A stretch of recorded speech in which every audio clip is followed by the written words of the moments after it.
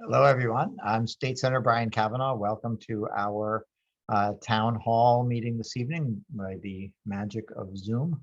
I am very proud and pleased to be joined by our great colleague, Joanne Simon, our Assembly member, who you'll hear from in a moment. This is a town hall. I'm proud to represent the 26th Senate District, which represents Lower Manhattan and a broad swath of neighborhoods across Brooklyn. At tonight's town hall, we're hoping to focus on issues of concern and questions from residents of Dumbo, Fulton Ferry, Brooklyn Heights, Columbia Waterfront, Carroll Gardens, Vinegar Hill, and Cobble Hill. I think I got all of you, but all of our neighborhoods and those environs. We also expect to be joined tonight by Council Member-elect Lincoln Ressler, who will take office in a few weeks, and we'll introduce him and have him say a few words when he gets here. And again, we'll also hear from Joanne Simon very shortly. I thought I would just run through without, we want to really mostly focus on your questions this evening, but just briefly a few issues we've been working on. First of all, we've gotten a lot of questions and had a lot of kind of activity around transportation and infrastructure in and around our neighborhoods.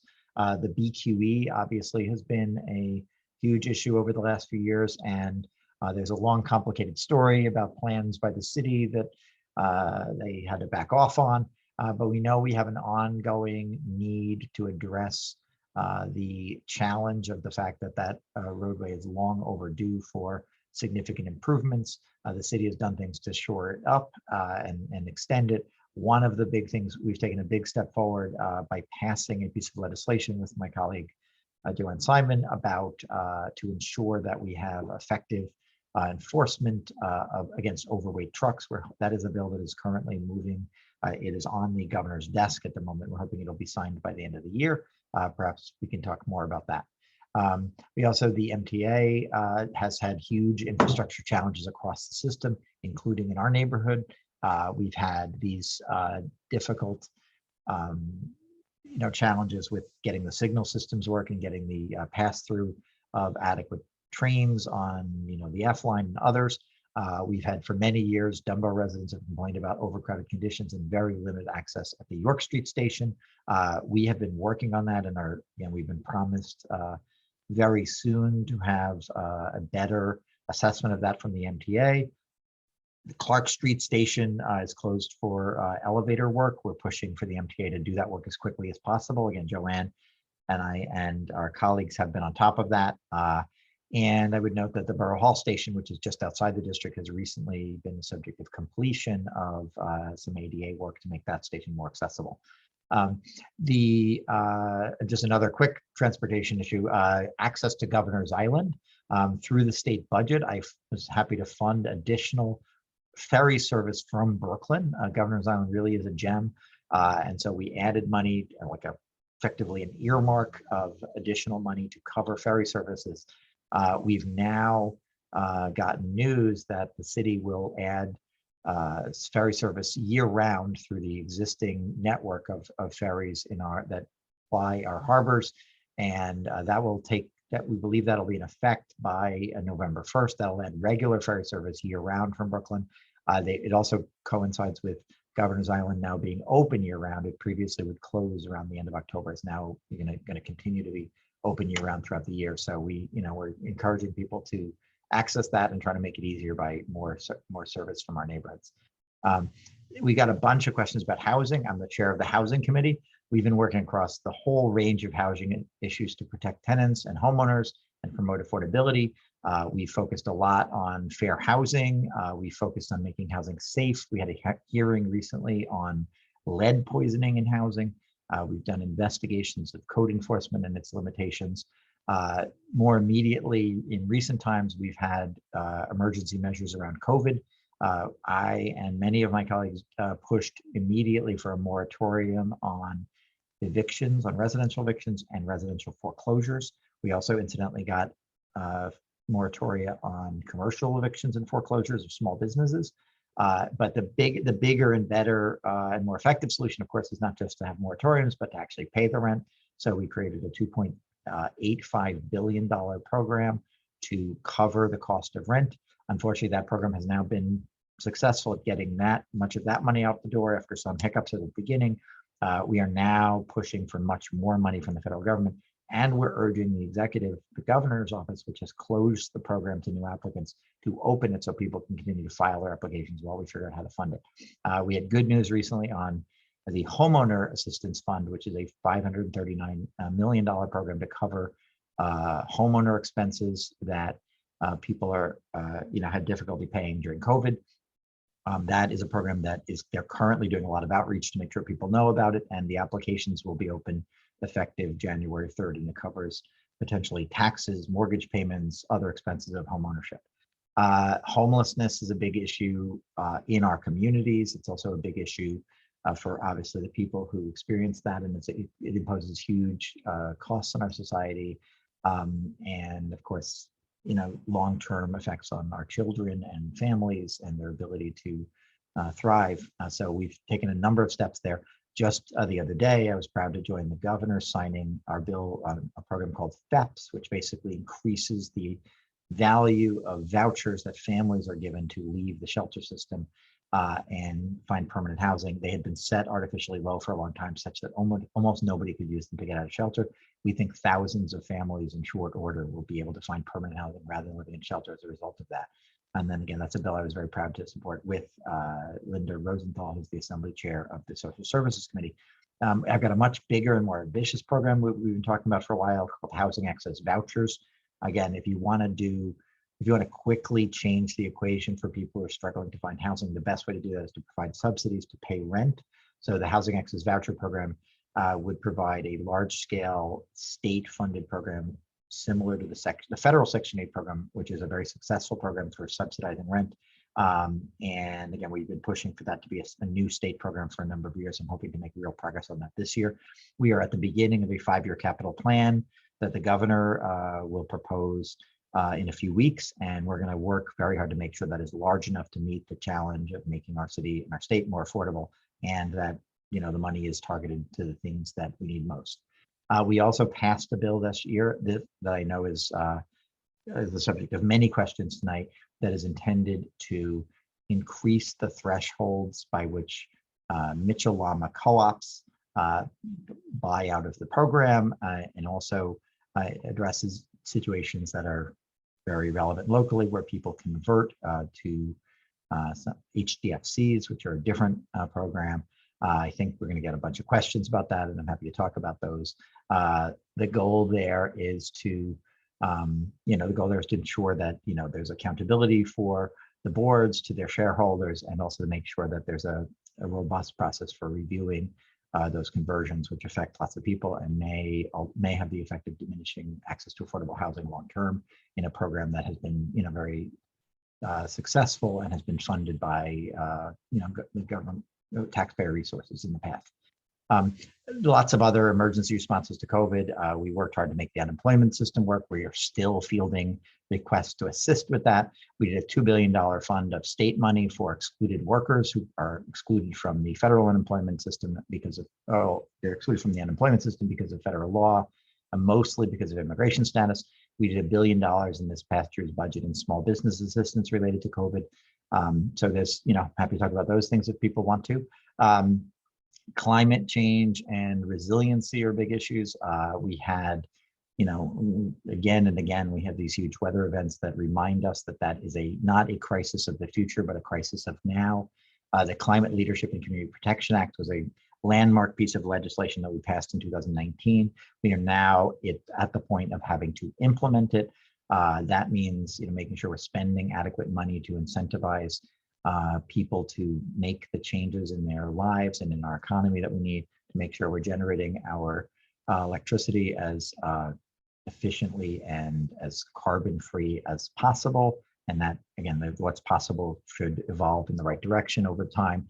I've also introduced a bill called the All Electric Building Act, which would require that no buildings get built that require fossil fuels after 2024, as of the beginning of 2024, unless it is infeasible to do it any other way.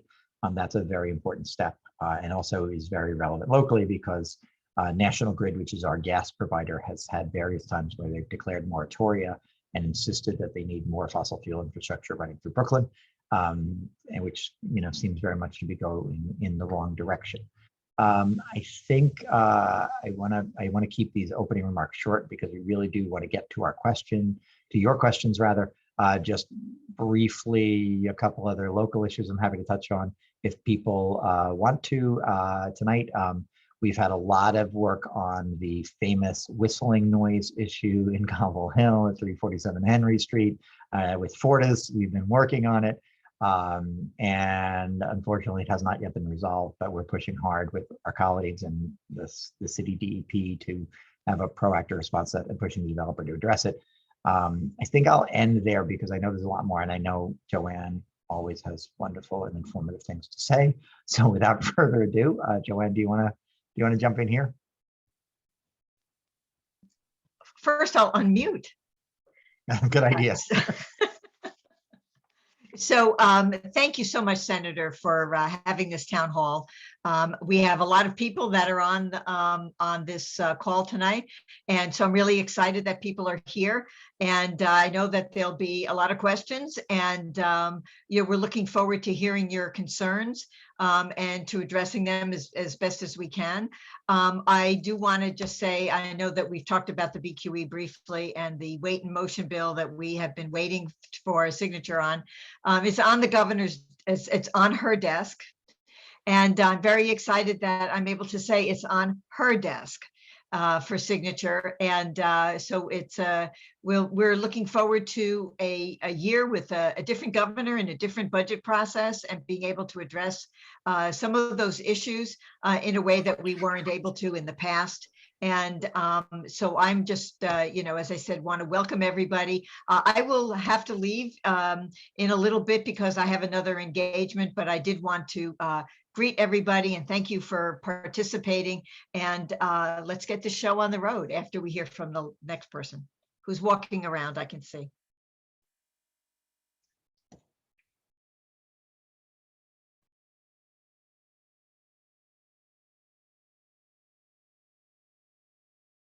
You have to unmute, Brian.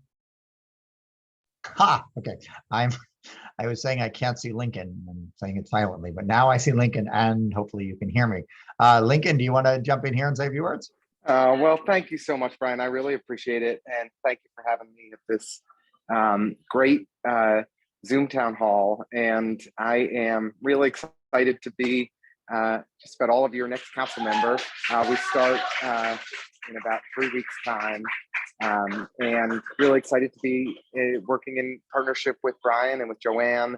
In my experience, local elected officials are really most effective when they work in partnership with one another. And Brian and Joanne are two of the really good ones. And we're lucky to be a team for Brownstone Brooklyn, from getting the second entrance over at the York Street F station to making sure that we revitalize Montague Street to doing real dynamic community outreach on the BQE. We've got a lot of work to do together across our neighborhoods, and I'm excited to be a partner working with all of you and hearing about folks' concerns and being a good problem solver to make our community even better. So thank you so much. Thank you, Brian, for having me, and look forward to hearing from folks tonight. Great. And let me just say that Lincoln is somebody we've worked with and known for a long time in various capacities in the community, and really is going to be, a wonderful addition to the team. I also would acknowledge that, Steve Levin also, I don't think we're going to see tonight, but, he's soon leaving office. He's done a terrific job and we've been grateful for his work. But Lincoln, we're really, who has big shoes to fill, but is certainly somebody who's demonstrated a tremendous ability to serve people well and understand the issues. And so very exciting to see you take office in just a couple of weeks. With that, basically we are going to go through a series of questions. We have multimedia by which people are able to ask their questions. First of all, we did get many questions in advance and we're going to try to filter them in, but to keep this interactive, we're also going to try to hear from each of you today, who are on here live to ask your questions. I just want to remind people that there are people of very strong views on some of these issues, in some cases on opposite sides. I want to just urge people to please be respectful of each other, and please do sort of follow Jeopardy rules and try to frame your comments in the form of a question so that we can answer it and try to get the various perspectives out there. So I think Greer, you are going to moderate a bit and provide us with questions as we go. Is that right? That is correct. So let's start off with one question that was submitted before the meeting. The first question is from Nick Dalton from Brooklyn Heights. I know you mentioned BQE before, but basically he asked what's happening with BQE. Okay, so what's happening for people who aren't entirely perhaps not as familiar as Nick, the BQE has been suffering from a very long-standing degradation of the roadway, particularly the triple cantilever section that goes through Brooklyn Heights. But really, there are issues all along the corridor, including portions that I do not represent.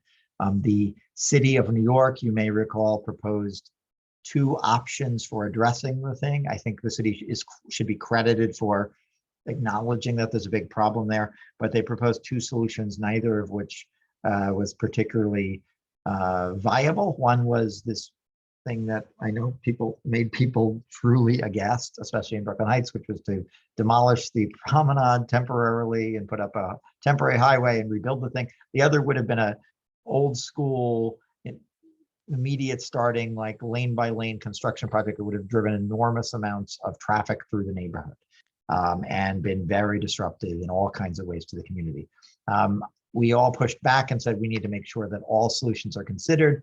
The mayor created a task force, and ultimately they have decided that there are various steps they can take to shore up the roadway, to protect it, to diminish the traffic weight on it by reducing the number of lanes, which apparently has not majorly reduced the traffic flow, although there is some concern that that has caused traffic issues in the neighborhoods. And ultimately to come up with a longer term plan where they will, we'll have a better opportunity to talk about the long-term needs of the whole corridor. And I think that commission emphasized, and I agree, that really coming up with a plan that addresses the needs of the corridor north and south is going to be critical if we're going to do it. It's also going to involve a lot of funding and a lot of coordination among agencies that has been of limited supply, the coordination, especially between the city and the state in recent years. I mentioned also we have this Way in Motion bill, which is it'd be the first in the country to use sensors in the roadway and cameras to enforce the overweight truck laws and fine trucks that are overweight, which is a significant part of the deterioration of the roadway. I think if my colleagues who know a lot about this also want to chime in there, I'm happy to give you an opportunity if you want. Thanks. I want everybody to understand that whatever happens with the BQE, I think it's pretty clear that we are looking at a long-term corridor-wide solutions, and that whatever happens is not going to happen overnight. And there are bits and pieces to go into effect along the way once those things are determined. And one of them, of course, is this Weight in Motion bill, because keeping overweight trucks off the highway will be great. And because we are having these sensors will be throughout the highway, you can't just get off and get on and get off and get on and that kind of nonsense. So we're building that in. And so we're very hopeful that will be signed, but that's not the answer. There is no one answer, and many of the answers, we don't know what they are yet. So we are looking for a robust community engagement process throughout the borough along the I-278 corridor. We've had conversations throughout the corridor already about bringing people on board to have those conversations. And the other thing I want to stress is that so much of what was the fact that city DOT was doing what they were doing was directly related to the relationship with the governor and the governor's at the time belief that that roadway was really the city's responsibility, and the state wasn't going to have anything to do with it and not help. We now have a new governor. We have a different approach from that governor. I have briefed the governor. I've also briefed Catherine Garcia, who is the head of state operations, with regard to the BQE. And so we have partners in the state now that I believe will be a much more successful collaboration of those various and sundry agencies that are going to need to be at the table as well. Thank you.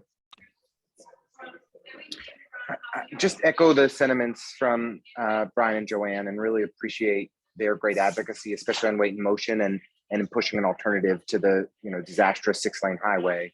But as we move forward, the onus is on us as a community to identify the solutions that we want to see.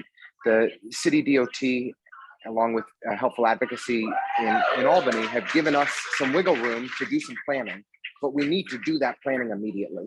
And we need to identify the solutions that we can believe in, that we can get behind, and then garner the political support and the resources that are needed to fix a very complex problem. And from the trench to the triple cantilever, up through Dumbo and Vinegar Hill, we've got real work to do to reconfigure how the BQE works and create a 21st century solution that we can all really believe in. And I'm eager to work with you all on the community engagement and planning so that we can come up with the engineering and environmental solutions that we need for this highway that has torn apart our community. Thank you. Great. Greer, next, another question for us? Yes, definitely.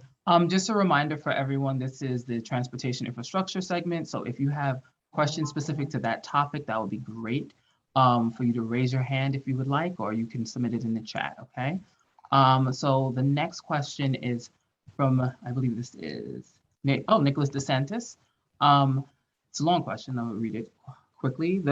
With the triple cantilever now 2 lanes and double entrance to the Brooklyn Bridge supporting a bike lane and a traffic to Tillery entrance to the Brooklyn Bridge, forced up J Street, traffic in Dumbo, Vinegar Hill, Farragut. Cobble Hill can at times be horrible. There are never enough traffic agents. Our NCOs, I believe reps at the 84th precinct are even aware of this. How do we get the DOT to have many more agents on hand? So challenging question. I would say the DOT is trying to do some further analysis of the causes of increased traffic. There is some perception that it might be a combination of it may be a direct result of the BQE changes. It may also be a result of increasing traffic as economic activity returns in greater levels, and also you still have some apparent preference for staying off mass transit and people using vehicles at higher rates than they would, given that our economic activity is not back to its full strength. The city is continuing to, they're trying to do studies of that to figure out whether both the cause and also the potential mitigations. They have said that the police department has been responsive to them to the extent they make recommendations, but we are working on it, and we, to the extent you have particular hotspots you'd like us to focus on, I think if you let our offices know, we can make sure those are getting particular concerns. But we do know it's a broader problem. And I don't want to sort of have everybody doesn't have to answer every question. If you guys have something to add, you can just jump in, or maybe we'll just go to the next question. Yeah. So I think at this point, we'll just go to York Street since we have a little bit more time left before we go to the next segment, okay? Good. Great. So there was a question posed beforehand. What can we do to make sure the MTA gets, I believe BBB funds, which I believe he means, what's it, Build Back Better, yes, funds for York Street? Okay, so for those who aren't familiar, the York Street station, it's in the heart of Dumbo, and there's one way in and one way out. It's very narrow, almost claustrophobic. It has been a safety issue. It has been a crowding issue. It's been a quality of life issue, especially as the population and the activity in the neighborhood has grown. All of the elected officials here and a few others have held a press conference a little while back, and we have been demanding answers on that for quite some time now. We have gotten some assurances from the MTA that they will provide an analysis of that situation and let us know clearly whether it is possible to create a second entrance? And if not, what are their mitigations? And again, roughly what are the costs? I think that in terms of federal, so Build Back Better is the federal bill that's still pending in Washington. I think the what's called the Bipartisan Infrastructure Fund bill in Washington, which has already been passed and has a lot of money for transportation, is probably a more likely source of funding for this project. And we have already begun to urge the MTA to seriously consider that additional money that may be available as a potential way to really make this project finally move forward. Again, my colleagues have both been infinitely involved in this in the past, so I don't know if you guys have anything else to add. Okay, so I think I mean, I'll just Yeah. say, we've heard loud and clear from the Dumbo community, and really appreciate Brian and Joanne pushing the MTA as state agency as hard as they have, and appreciate Steve and the Dumbo Action Committee's advocacy to help make sure that we got a meaningful down payment on York Street in the 69 Adams rezoning. But it's crystal clear that this is the most important transit priority in Dumbo, and we're going to figure out a way, come hell or high water, to get the resources together to get this second entrance, because it's a safety hazard, and it's inhibiting the growth of the Dumbo community. And so we've got to make it happen. We're going to keep pushing the MTA, as Brian said, to get the study released, and then we're going to do everything we possibly can to come up with the resources to make it happen. So we're definitely all in this fully together. And thank you for the question. Yeah, pretty much likewise. I think because we're unanimous We're on all our on board. togetherness and our commitment. Yep. Great. Greer. Yes, okay. So I think we have one person with their hand raised. Beth, is Garu Heller? I totally butchered your name. Sorry about that. You can unmute yourself. Is my camera on? Looks like not. No. We Okay. can hear you clearly now. All right, I'll just speak. I have actually been in contact with Lincoln and Joanne prior to this event. Senator Kavanagh, you were the only elected official I had not yet been able to speak with, so I really appreciate you having this timely meeting. So I will be timely. My son is a 2E learner. He attends a non-public school in Queens. It is really the only place he can attend because there are very few non-public schools that do what they do. Busing, the OPT, the wheels completely came off the bus this year, and it is not because of COVID. I would encourage you, one, I would love to meet with you in late January, early February. I have come together with other groups of parents. There's an action group called PIST, Parents for the Improvement of Student Transportation, and know that anachronism is not an accident. I was gonna compliment you on the creative. Yeah, it's not. No, but it's not my group. It's not my group. It's a woman named Sarah, and I met her through another meeting.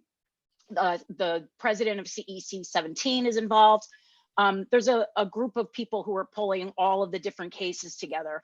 My son's bus line was only fixed this past Monday. I can send you all kinds of documentation for you to read on your own. I have city council testimony. I have my written statement that I sent them as well. It's a mess, and I would love to see Brad Lander in his new capacity as comptroller check into what happened to the relief money. What did the bus companies do with it? Did they offer their drivers a living wage, or did they pocket all this money that they may have received after COVID? They've never had enough drivers. It's not just this year. And there are special needs children who have debilitating disabilities that are still not getting to school. By the grace of every deity that are real and imagined, I finally got through to somebody at the DOE her name is Diane Bedryan, and she's fabulous. She is the director of the Brooklyn division of OPT, and she is the only person with a soul that I've spoken to. She fixed my son's bus line and the rest of them for his school, which is Summit School in Queens. There's a woman through my posting on all the boards who I need to send the information because she has 5 children. One of them still doesn't have a bus. She's an hourly employee. She had to turn down work because she had to get in an Uber to take her son back and forth to school. I have 1 child. and I had to do the Uber thing, and it's horrible. And I ultimately started driving him, which was also horrible. But I was able to do that because I know that I'm privileged. And, you know, through that, I was able to advocate for other people. So I would love to find a date or time to have a Zoom or a meeting that would be mutually convenient for some or all of you, to bring this group of people together to really just keep you abreast of the situation and see if we can hold the DOE accountable. I would love to do that. I would note also, you know, there'll be a new administration in the Yes. fall and at DOE 3 Yes. weeks now. But we will work. We don't need to wait. We get us the information. I'm going to give out the way to request. The best way for anybody who's listening to request a meeting is to email BPK Brian Patrick, as in Brian Patrick Kavanagh, BPK scheduler @gmail.com. And so if anybody, then, and it just got, well, sorry, if anybody, we'll make sure people have that information, but I think that Kate Amber, my deputy chief staff, just edited to the chat for people who are looking at that, but we will follow up with you in particular and arrange a meeting to try to do what we can, and certainly work with our colleagues on that. It is something I have heard sporadic concerns about that, but obviously, if you're trying to fix a system, it's important to get the different perspectives so you can maximize we can maximize the if you want to fix a system, it's best to know all the ways the system's broken and address it. On the other hand, if you have a child and you are having trouble getting them to school, please let us know. Anyone who's listening tonight, please let us know directly as well, because sometimes we can, we'll try to fix the system, but we might just try to make sure your bus is doing what it needs to do as well. But thank you for the question. Thank you. Great. Okay, Greer, next. Do you have another? Great, yes. Actually, that was our last question for this segment, so we can go to the next one. But before we do, just want to remind people, when you ask a question, please put your hand down. Yeah, you can. Thank you. Lower your hand down. Perfect. Okay, go ahead, Senator. Great. Do you have? So we're going to talk about we're talking about housing issues now. Okay. Do you have any questions for us, or what? Okay, yes, we have our first question. It is from Denise Vogel. And the question is, why did you approve S6412, which is the Michelama bill, when it affects residents of Michelama co-ops? That's it. Okay. So for those who may not know, S6412 is a bill I mentioned in the opening remarks. It is a bill that is intended to address various elements of the process by which co-op boards operate, and in particular, and interact with their shareholders, and also the process by which they take various votes, including dissolution of the co-op itself. It's a bill that had been pending for a while, and we got a lot of concern. First of all, that sometimes there was a lack of transparency. Secondly, that proxy voting made it challenging for people to have open and fair and fully inclusive elections, and also that buildings that have been affordable housing and for a very long time, and affordable co-ops could be taken out of the program with a 2/3 vote, with many feeling that there should be a higher percentage required of the shareholders for such a dramatic step. So we introduced the bill. We did get some feedback that I think we'll hear tonight from some local cooperators, basically very late in the process. And the way our legislative process works, we pass bills in June. There is a subsequent process by which the governor decides whether to sign the bill as is, or veto the bill as is, or propose changes. And there has now been a subsequent negotiation about that bill that will determine whether it gets signed or vetoed, or there's an agreement on some amendments by December 31st, when this calendar year and this legislative session comes to a close. And just, I will say, I've been in this seat for 4 years. I've been in the legislature for 15 years now. I've represented Michelama co-ops during all of that period. I realize these things are contentious, but I think that, again, I supported the change, in general, the change to 80%, because I think it is really important that you have a very broad consensus before you take that step.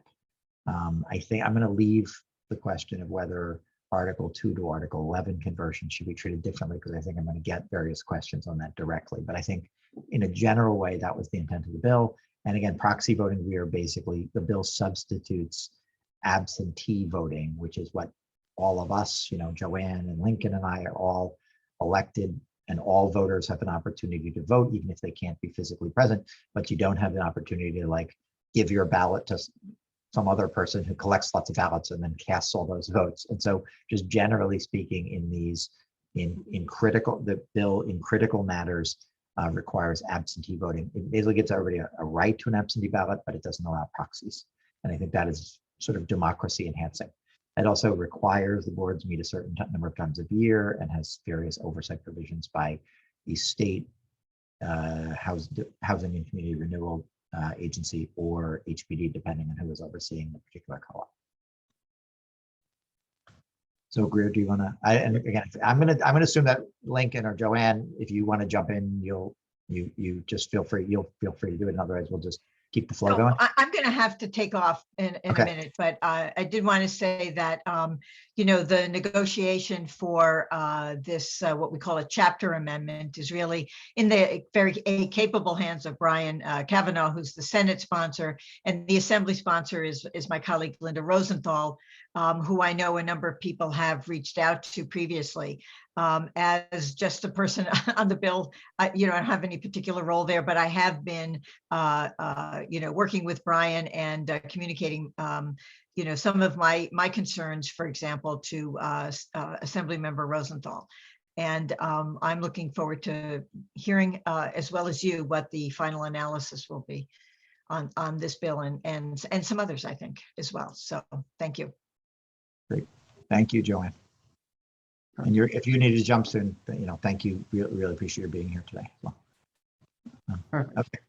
So we have someone who's raising their hand, Mr. Toba. We're going to elevate you, and you can be able to ask your question. Mute. Hi, can everybody hear me? Yeah. Hi, Toba. Hi, guys. Hi. Thanks for your time, and thanks for opening up this opportunity for all of us to get a chance to talk. So in regard to obviously the 6412, which has been on our plate for quite some time and very upsetting, as you can imagine, because we had no input on this. I myself have served as board president of my Michelama co-op for 16 years. And during that time, I basically spent, without question, if you can ask anybody who lives here, a minimum of 20 hours a week. I've also rewritten some of the Michelama laws with Daniel Squadron regarding income eligibility, so that working class New Yorkers, teachers, nurses, city workers would once again qualify. So now that the bill has been sent to the governor's office, and I know that there's going to be some fine tuning regarding the 2 to 11 conversions, I'm asking you understanding the depth of knowledge that we have regarding voting and history and all that stuff, that we work with you now as be part of. Because we've been kept out of the loop all this time, but maybe work with you now so that we can come to a bill that we can all benefit from, that affordable housing moving forward would benefit from. I mean, where else would you find this kind of historical knowledge and experience regarding voting and with Michelamas, and the need and the requirements for Michelamas, if not for the people who've actually been performing this work as guardians of affordable housing for 16 plus years. Right. So first of all, yes, I appreciate first of all your service in that capacity, and also the many cooperators in your in your development that have done a lot of this work and also have been negotiating a particular solution to some problems. I just will note that there are a lot of Michelama co-ops, and there are many cases where there is not nearly the perception of a board that is functional and responsive to cooperators as you were describing. And so, I do a lot of law around housing, around landlord tenant issues and other issues. And, we can't make laws for only for the sort of responsible, diligent participants. So some of this stuff is intended to, some of the accountability stuff is intended to ensure that there's proper oversight in circumstances where the building may not be as well managed, and you may not have a board that is as engaged with the residents as yours is. And there's a spectrum there, obviously. I don't want to paint other co-ops with a broad brush. We are open to your input. We're getting a lot of input from co-ops around the city, from HPD, from the state, housing department, which of course has the ear of the governor and ultimately holds a lot of cards here. The governor could simply veto this bill or could sign it as is, but we are trying to have a negotiation. We are open to your input. I think we've gotten some from you over time, but we're continuing to open for it. And I know there's a particular issue around what the threshold is necessary for certain actions, for steps. I just want to make sure that dead people can't vote. I mean, right now, as the bill stands, it says that dead people can vote, and we want to make sure that dead people can't vote. I think that's right. Just because that might sound surprising to people listening, I just want to clarify. Correct me if I'm wrong, but you mean that there's a provision that says if you need to get a threshold to 2/3 or 80%, that all apartments count, regardless of who owns them. So in some cases, there's an estate that is in control of an apartment, or the sponsor is control of apartment, or a non-occupant tenant might be in control of the apartment. But it just makes it clear that you need 80. If you need 80%, you need 80% of all of the units, not some subset of the units. And yes, that in the event there is a unit that is currently held by an estate under the current provisions of the bill, the bill will determine exactly who gets to cast votes. Right, So I agree. So you were right, moving in the right direction, which is great. It's just that historically HPD, I'm not as familiar with HCR's rules. Excuse me, Toba, I'm so sorry. Sorry, we're trying to keep this brief. If you can just, okay. All right. If we can continue, if we can work with you, we only have 10 days before, D-Day. So it's so vital that we keep the communications open and check with each other, since we're the ones who are going to be affected by this bill. And right. so, what I'm saying is rely on us. We want to work with you. Clearly, we want to work with you. We're desperate to work with you. We haven't been able to. So please, starting tomorrow, we'd love the opportunity to get a chance to talk to you and your team. I talk to Greer on a regular basis. And he's been nothing but gentlemanly the whole time. I always compliment him and appreciate his time. So thank you. And we appreciate yours, and we'll make sure, you can be in touch with me, and also Hallie Chu, who is our housing committee director. We'll also make sure you're in touch with her. Great choice, by the way. Fantastic choice. Good. I'm glad you agree. We love her. Yep. Okay. Next. Thank you, Toba. All right. Just a reminder, please, can we keep the questions brief? We will, after you pose a question, we will definitely have to mute you if you continue. We have our next person who will ask a question. Her name is Loretta Moorhead. We're going to elevate you, and you can unmute yourself. Good evening. I'm living in a co-op downtown Brooklyn, and we just recently had an election, and our board has been very split for quite some time. And my question basically is, I guess no one would really know if this bill should pass, but when the situation arises we had a town hall recently, and quite a few points were brought out, and a lot of boards don't seem to get anything done because half the building wants to privatize and the other half doesn't. And we've had so much controversy in the building I live in right now. And at this point, when you're talking about 211 conversion, is that where it goes partially private and the other part stays with Michelama? No, the idea there is, actually, let me take there were sort of two sorts of questions there. The first is, yes, it has been a situation in many co-ops where a fraction of the residents want to privatize and a fraction don't, and they can never meet the threshold to actually privatize. These boards can be controlled by a simple majority, but it takes 2/3 to privatize, and often they fall in the middle there, and it can be hard. And I represented a Michelama co-op for all of my time in the assembly that it was like a civil war for like a decade, and it was really hard. People in the same family living in different apartments, like not speaking to each other for years because they were opposite sides of a privatization battle.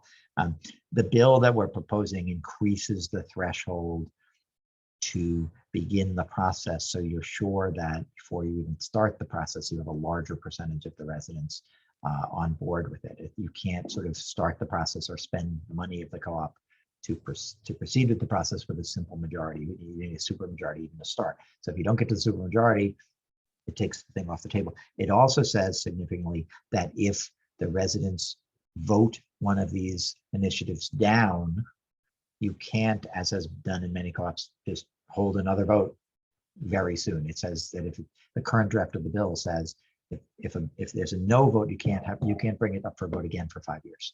So that'll prevent this kind of like constant every year. Like if we could try to reelect the president every year, every 6 months, our politics would be very difficult. So, you elect a president, then 4 years later, you get to, make a different decision. And it sort of reflects that. An Article 2 to Article 11 conversion is Article 2 is the portion of the law that created the Michelama program. Article 11 is a separate state law that creates a kind of co-op called an HDFC, a Housing Development Fund Corporation. And it basically has a different set of provisions that are intended to keep the thing affordable, but certain elements are more flexible, including people that it in some cases allows potential buyers to individual units to borrow a little more money. It has other changes. And some co-ops have decided it is productive thing to try to switch from Article 2 to Article 11.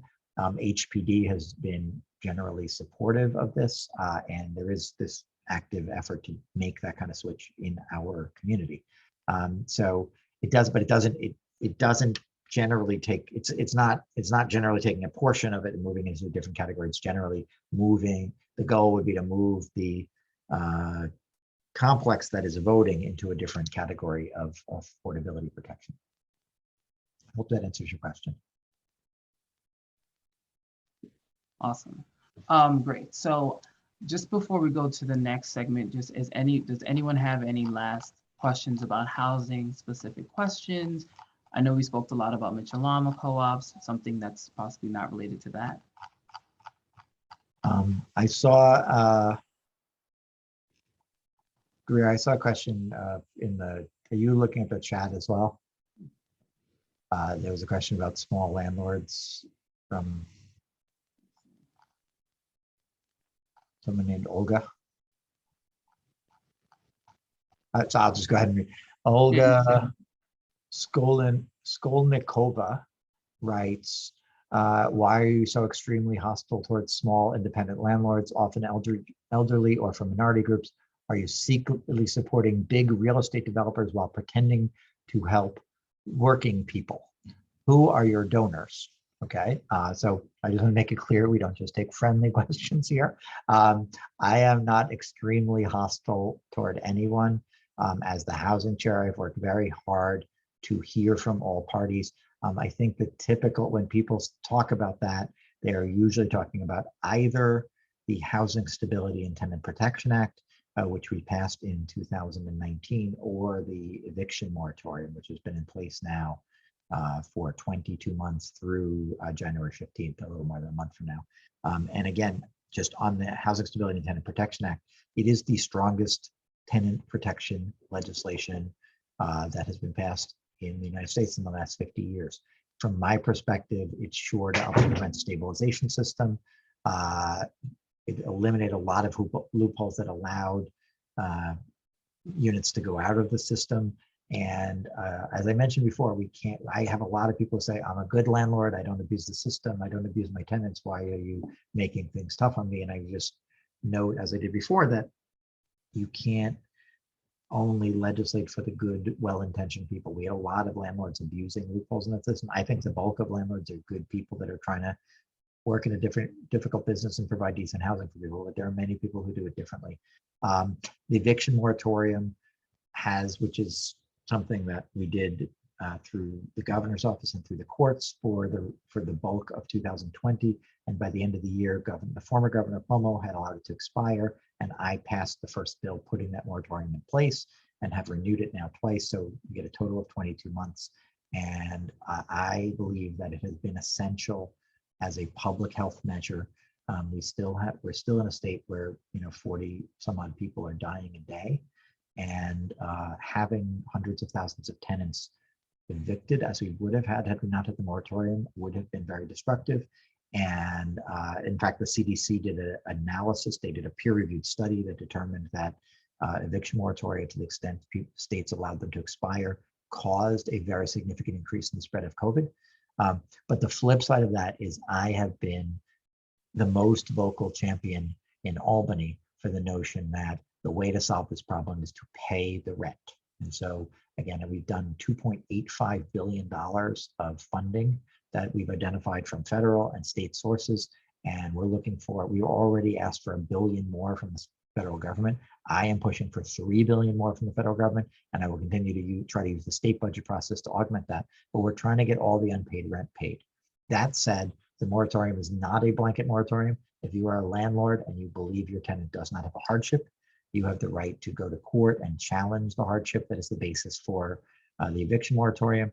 And you also have the right to continue with an eviction if you believe that your tenant and can prove that your tenant is engaging in dangerous behavior, interfering with the peaceful enjoyment of other residents in the building, or damaging the property in a significant way.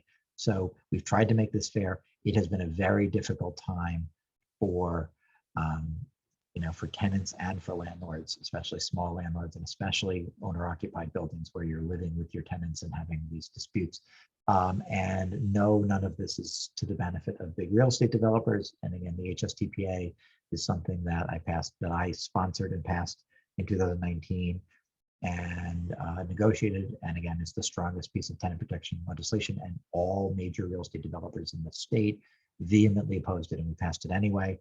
And I very much am not pretending to help working people. I'm trying to help everybody, especially the working people of my district. And as might not be surprising to people, I am not supported by large amounts of donors from big developers who have lost out very substantially because of the tenant protection legislation that we've passed. I'll leave it there. I just think it's important to add, Please. Brian has been New York has been the national leader in our eviction moratorium, and Brian has been the key legislator in Albany who's really made that happen. And the success in strengthening our rent regulations and protecting tenants across the state was as a result of leadership that Senator Kavanagh has provided. And so those are major transformational victories. And it's sometimes awkward for people to toot their own horns, but Brian deserves a great deal of credit in that regard. Thank you. I very much appreciate that, Lincoln. Great. And just we took a question from a landlord, just to be clear also, we do, we hear from landlord organizations about how these policies are affecting them too. So we talk with, the small property owners, as well as, of course, dozens of tenant side organizations. So we are sensitive to the fact that these people affect everybody. But yes, I have squarely placed my, the power of the work we do in favor of preventing people from getting evicted and making sure people have stable homes to live in. So are we good? We actually have one last question before we go to that segment. We're going to elevate Douglas. He's been waiting for a while. So you can unmute yourself. Hello. We can hear you. Hi, we hear you. Good evening, Senator. I'm a 23-year resident of Cobble Hill. In those 23 years, the price of housing has skyrocketed. The value of my single family house has doubled or tripled. It's an amazing thing for me. The problem is it's terrible for the community. Because of historic designation, restrictive zoning, and a host of other reasons, you can't build any climate measures like casement windows or solar panels because of landmark preservation. Also, you can increase density, which is better for climate change and will bring housing prices down. What can the state do to promote climate change in historic districts and to make these districts more dense and help the prices go down? Because I'm a living example of how restrictive zoning and historic designation brings the price of housing way, way up. I mean, it's a boon. It's a boon for me, but it's terrible for the city. Thank you. Okay, that's a really great question. And I will say that the kind of specifics of local controls are mostly a function of city law and city policy and city council process and community boards and other city entities like the City Planning Commission. But I think the state does have a role to play. We are looking at legislation that will make it somewhat harder for localities to use zoning and especially density restrictions and other restrictions that have been historically made it difficult to develop multifamily housing and housing on greater density. I will say that is a bigger problem in the New York City suburbs than it is in the city itself. New York City as a metropolitan area, like most metropolitan areas that are in New York, in this country, do not produce enough housing to meet need. And so you have crowding and you have high prices, and in some cases you have very poor quality. The city of New York has produced housing at a higher rate than the surrounding suburbs, partly because of upzoning, and it just happened around the city.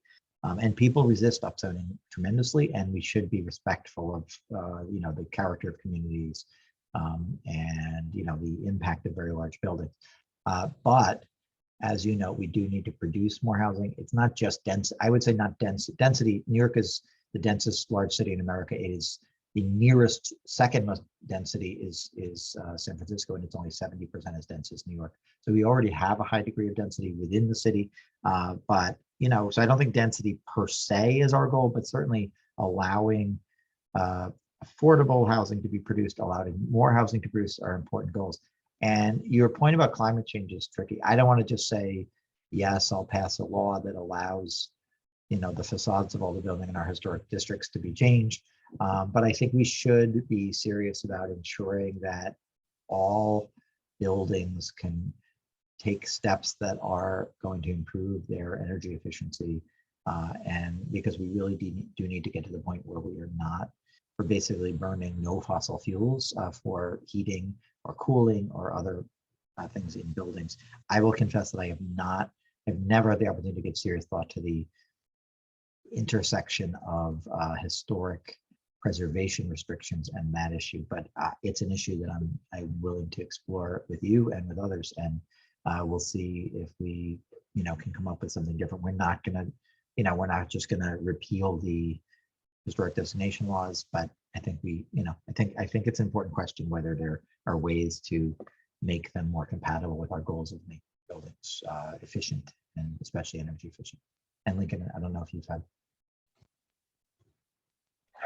I apologize for the background noise. I'll just add that, we've seen in the 33rd Council District, which is not Cobble Hill, but most of the other portions of Bryan's district, more new housing here than any other part of New York City, any other council district over the last 20 years. And so, it's almost all been luxury housing. It's almost all been market rate housing. And we need to see a better shift to more affordable housing. And, the downtown Brooklyn rezoning, for example, close to 90% of the units created are market rate housing. And it's not to say that we shouldn't be considering more density and more development in our transit-rich areas, but we need to see a better mix of deeper affordable housing if we're going to continue to see development at the pace that we've seen it today.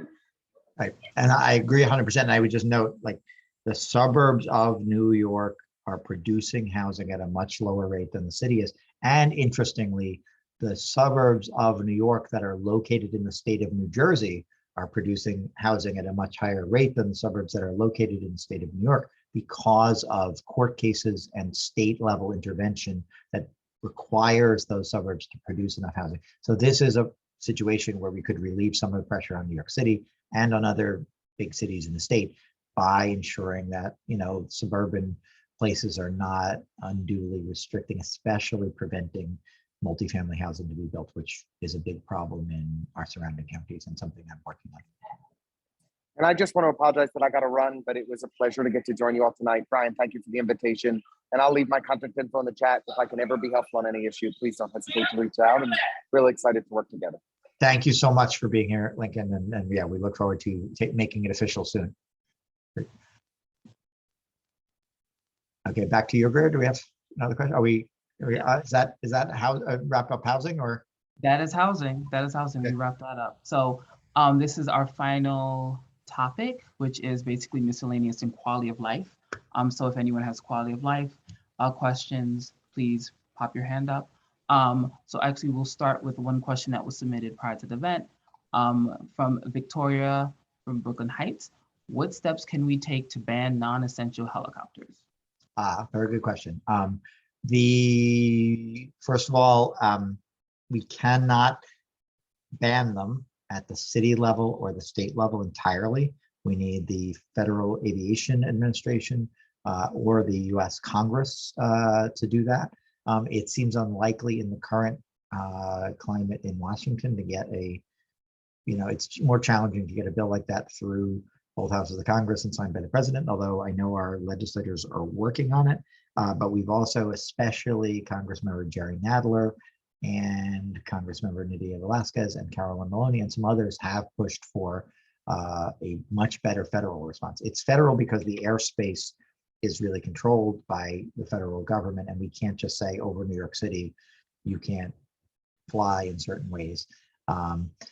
But we can deal with the issue of what takes off and lands in our space, and a lot of us have been pushing for quite a while for the city to end franchises that are used to launch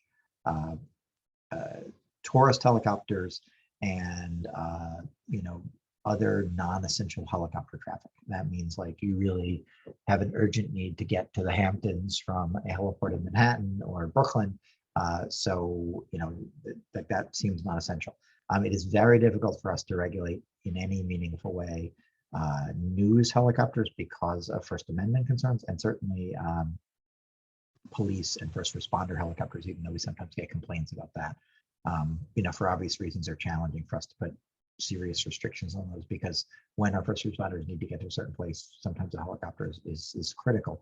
So there is a piece of legislation that is prime sponsored by my colleague, Senator Brad Hoylman, and that I am a co-sponsor of, that would address this, and particularly would eliminate one source of these helicopters, which is in Hudson River Park, which is a state park, and we don't think there should be a heliport on the property there. The other places where people are taking off within the city are city property, and again, the city has profited from leasing these to tourist helicopter companies, and they've made some modifications like limiting traffic at certain times, but it's clearly not enough. We get this complaint all the time. I am very serious about stopping the chop, as they say. The other good news is that there is now a kind of New York, New Jersey joint effort by local and state officials in New York and New Jersey, because the New Jersey people hear the helicopter that take off in New Jersey before we do. They fly over neighborhoods in New Jersey in order to get to the Statue of Liberty or the Brooklyn Bridge or Brooklyn Heights. So we're trying to, get all of the people who control the land to take a more proactive approach to eliminating helicopter takeoffs and landings and businesses that are supporting non-essential helicopters. It's a lot of work. I will note this is one area where we're going to have a new administration in City Hall, and some great new city council members, although our existing council members have worked on this as well. But we may be able to get a different answer from the city. And ultimately, again, I continue to join my colleagues at the federal level at getting the bigger solutions, which are for the Federal Aviation Administration, which regulates all the airspace, to make different rules over cities like New York, where you shouldn't have this kind of traffic.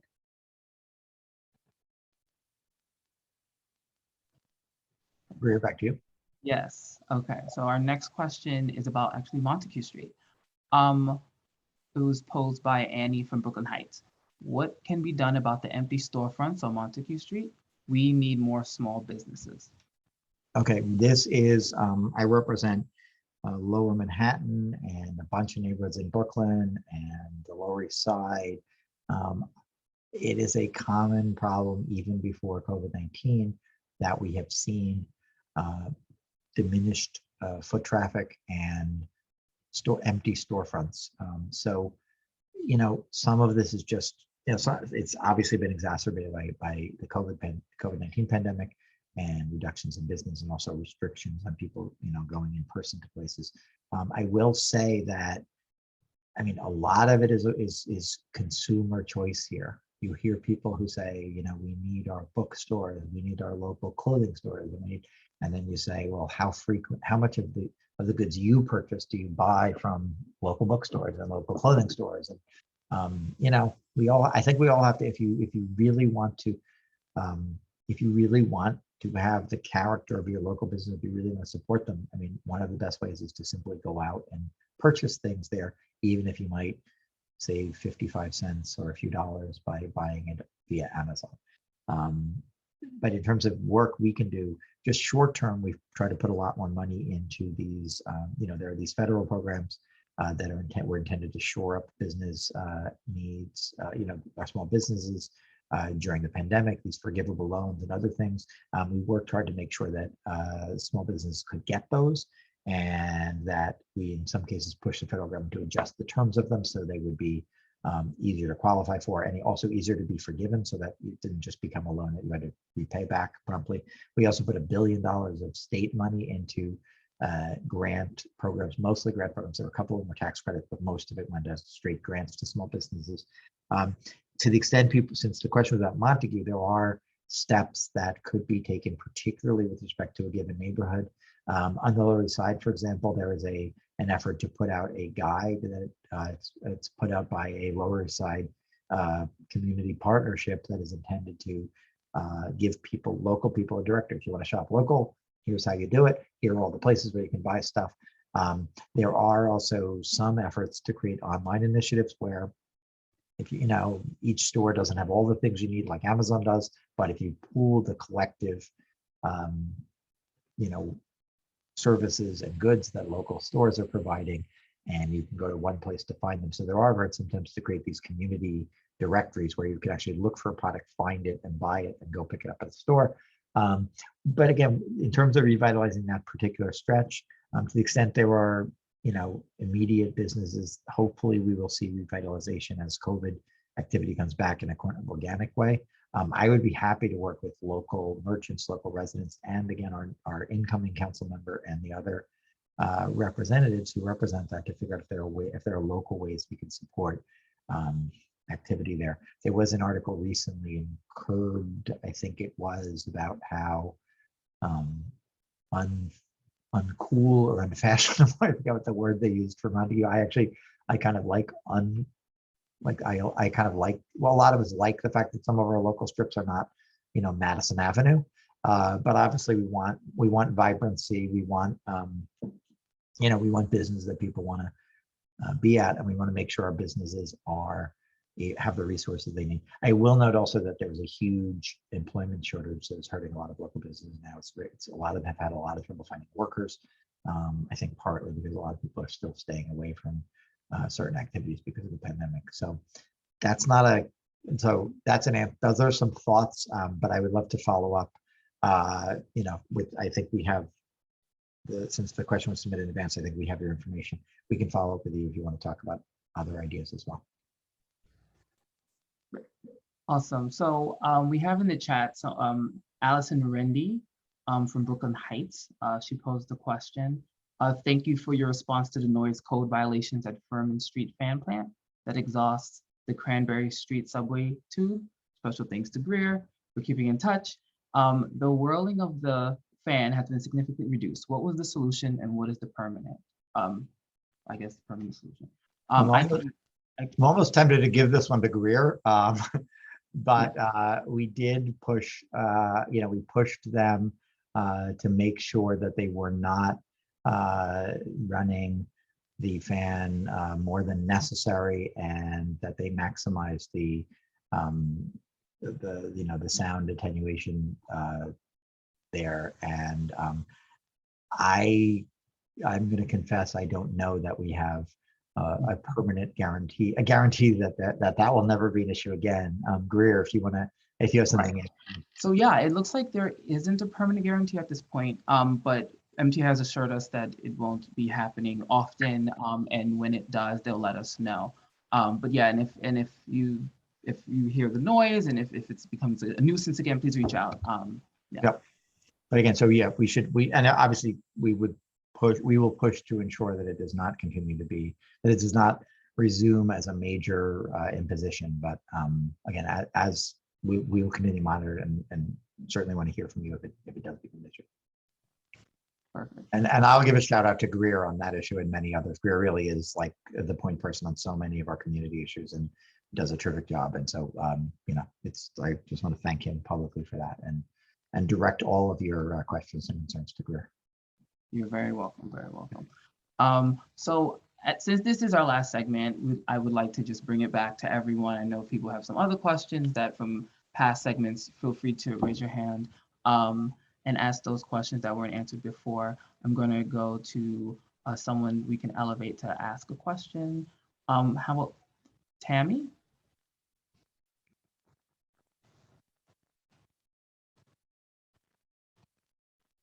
Please unmute. You're able to.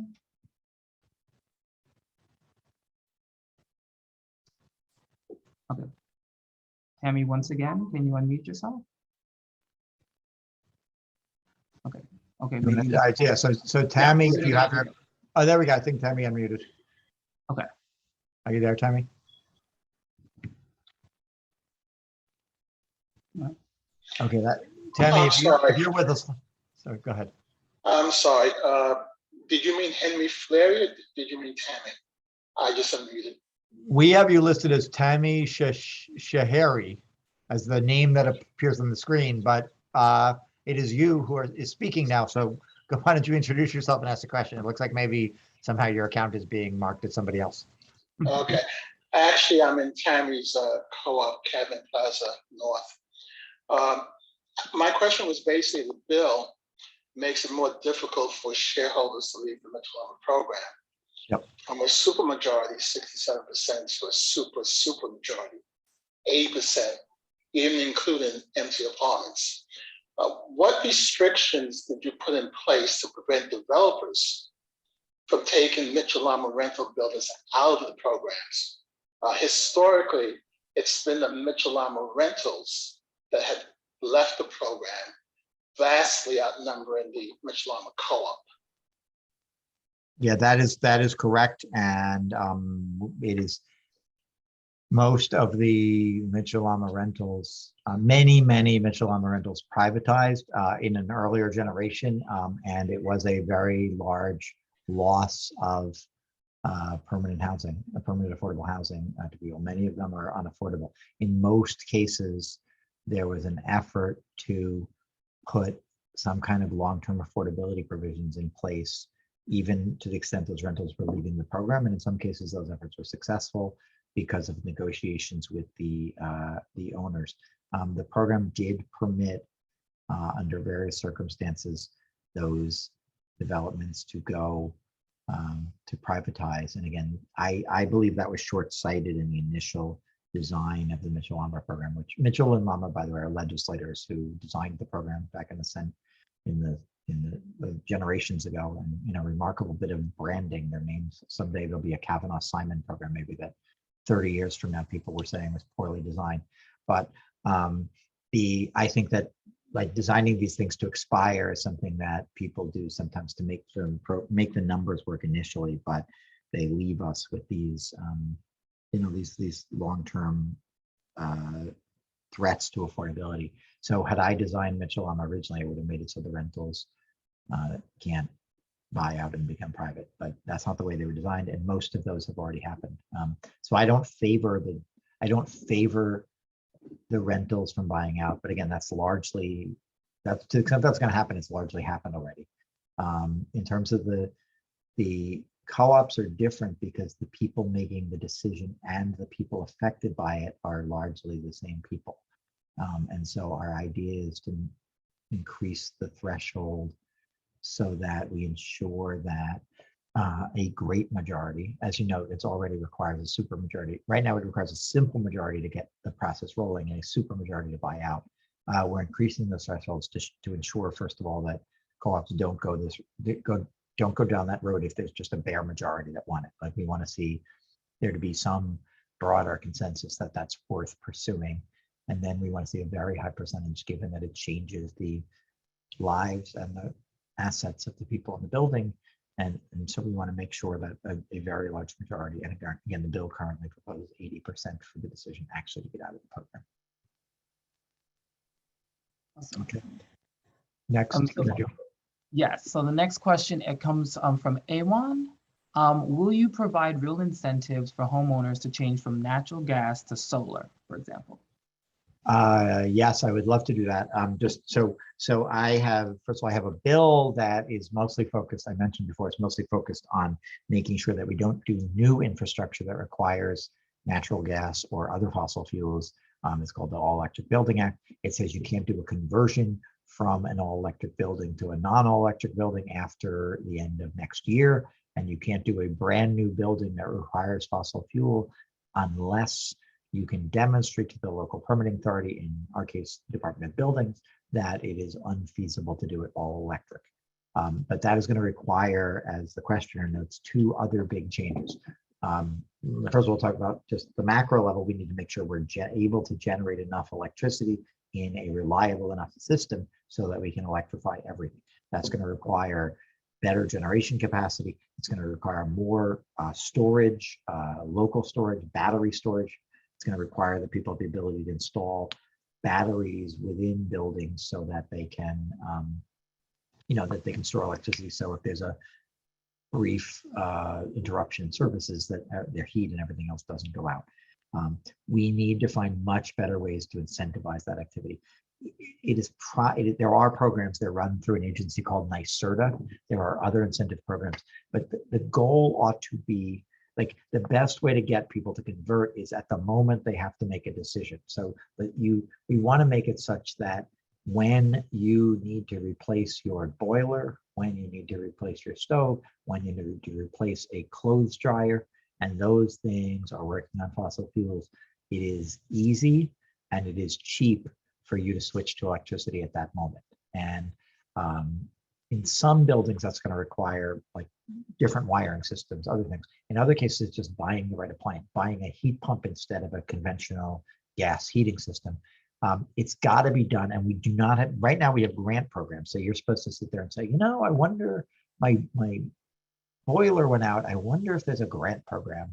And then when you realize there's a grant program, you're supposed to send in an application, have a state agency think about it, review it, maybe get more documentation from you, approve it. And meanwhile, you don't have a functioning boiler. So most people in that circumstance are going to buy the gas boiler that they know about, that they can just hook up to the old equipment, bring in a contractor and put it in. I am actually meeting with the Contractors Association very soon to discuss how to incentivize this, make sure that they have the capacity, the awareness, the knowledge, and get their take on what it takes to encourage people to make those changes. But my view is there ought to be programs that are so easy that it is not, you don't have to be concerned about climate change or solar or the benefits of all this to the world or to you. You simply, it just has to be the easy, right, obvious thing for you to do. So a point of purchase incentive is something we sometimes talk about. You go into the store and they're still selling gas boilers because some people are going to need them because they don't have an electrical system that could support electrical appliances or whatever. But you want basically the salesperson to say, okay, we've got gas powered equipment and we've got all electric equipment that is a heat pump. The heat pump will save you a lot of money long term. It's cleaner. It's less likely to pollute the air of your home and make it less breathable for you and your children. And by the way, there's a rebate that is instant of X $100 that if you buy that, you will get immediately. So maybe it's a little more expensive, but if you buy that and then you get the rebate, it's cheaper. And that we do not have those programs yet. But I am pushing for it. We did the Climate Leadership and Community Protection Act in 2019. It is the strongest state level climate and resiliency legislation in America with the most aggressive state standards. And we now need to work at implementing, including putting large amounts of money behind that. So I have pushed for hearings on, there's a very large bill that is intended to put very large amounts of money behind those kinds of programs. The other thing is, as a housing chair, I'm responsible for money that is spent on housing, including our capital plan, which is beginning, which will be introduced by the governor in January and will be passed hopefully by March 31st when the budget is due. We've had a 5-year plan that was $2 billion in the last 5 years. I am pushing for that plan to be much larger, and I am pushing for it to include efforts to fund the resiliency that we desperately need for climate change reasons and for health reasons and for the sanity of the world we live in. So it's a very good question. I don't have a clean answer that here's my program, but we're working on it and we'll get there.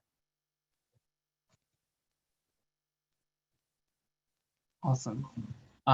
So we're going to go to our last question of the night. Unfortunately, just a reminder for everyone who hasn't asked their question, we're going to put in my contact information, other people on our staff's contact information. So please feel free to reach out to us and we can get those answers for you soon. Okay, so the last question actually comes from Amy Breedlove. She posed several questions, but we're going to just ask the first one. Double parking on Atlantic Avenue has been a major thoroughway essential down to 2 lanes, one in each direction. Buses can't get through and often the bus stops are not free. Can you help get enforcement and other alternatives for deliveries? Yes. First of all, because I do anything Amy Breedlove asks, and also because this is an issue we've heard, and we do try to minimize congestion. We will talk with the precinct, we'll talk with DOT to see if we can get different signage and restrictions, and we will, yes, we'll follow up with you, and you know how to find us, and we know how to find you. But was there another part to that question, Greer? Or are we? No, that was the only part. Okay, good. All right, so it's 8:27. I think since we promised people 8:30, I think we will wrap this up. We did try to get in as many of the questions that we got in advance, as well as all the questions we got through chat and through other media during the town hall. I apologize if we did not get to your question, but I hope this has been informative. And we really are trying to work with all of our constituents and all of our communities to do what we can to improve matters through legislation at the state level, through a very well-funded state budget. We increased taxes on wealthier people very significantly last year, so we have additional money to cover costs. We did a historic increase in education spending last year that will be phased in over the course of 3 years. And we're really trying to do a wide range of these things for all of you. But if you have other ideas, you have other questions, please feel free to reach out to us directly. It's Kavanagh@nysenate, Kavanagh, Kavanagh@nysenate.gov. You can also obviously Google Kavanagh and New York Senate, and you'll find our page, and you can contact us directly there. And of course, Greer is always available. Many of you know him, and he has put his information out for you as well. But again, with that, I think we will wrap up. And again, just thank everybody in their absence. Thank Joanne Simon and Lincoln Ressler for joining us and for also fielding questions. And again, thank you to everybody who asked a question. Thank you everybody for listening, and thank for all that you do to keep our communities, vibrant and safe and running smoothly. Thank you so much.